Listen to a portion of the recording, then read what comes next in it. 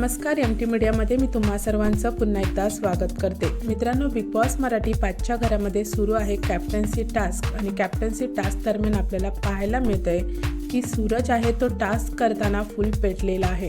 जसं तो काल अभिजित यांना सांगत होता मला कॅप्टन व्हायचं आहे काहीही करून, तर मित्रांनो सूरज भाऊ पूर्णपणे त्या टास्कमध्ये जान लावून खेळताना आपल्याला दिसतोय। तर मित्रांनो, एक प्रोमो समोर आलेला आहे आणि प्रोमोमध्ये आपल्याला पाहायला मिळतंय की सूरज वैभवला बोलतोय की मी अजून त्याला हाणलेलं नाहीये। त्यानंतर वैभव सूरजला बोलताना दिसतोय की तू असं हातपाय मारून का खेळतोयस, तर सूरज बोलतोय माझं मी बघीन कसं खेळायचं ते। मित्रांनो, अरबाज जेव्हा फिजिकल होऊन खेळतो तेव्हा वैभव बोलतो का त्याला की बाबा तू असं खेळू नकोस म्हणून, पण मित्रांनो सूरज हा न घाबरता खेळतोय।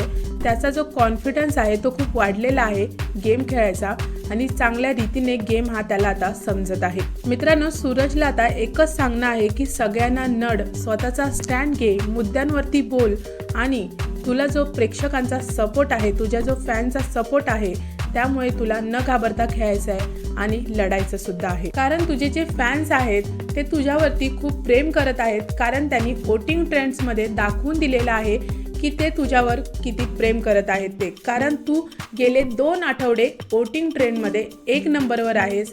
याचाच अर्थ प्रेक्षकांच्या मनावर तू राज्य केलेलं आहेस, त्यामुळे त्यांनी तुला गेले 2 आठवडे 1 नंबरवर ठेवलेला आहे। त्यामुळेच तुझ्या फॅन्सना वाटतंय की तू तुझा स्वतःचा स्टँड घ्यावा, तू असंच लढावं। तर मित्रांनो, अरबाज, वैभव, निकी, जान्हवीची सूरजचा हा अवतार बघून बत्ती गुल नक्कीच झाली असेल। मित्रांनो, तुम्हाला काय वाटतं? सूरजचा जो कॉन्फिडन्स ज्या प्रकारे तो पूर्ण पेटून निघालेला आहे ते बघता अरबाज, वैभवच्या मंडळीची बत्ती गुल झाली असेल का?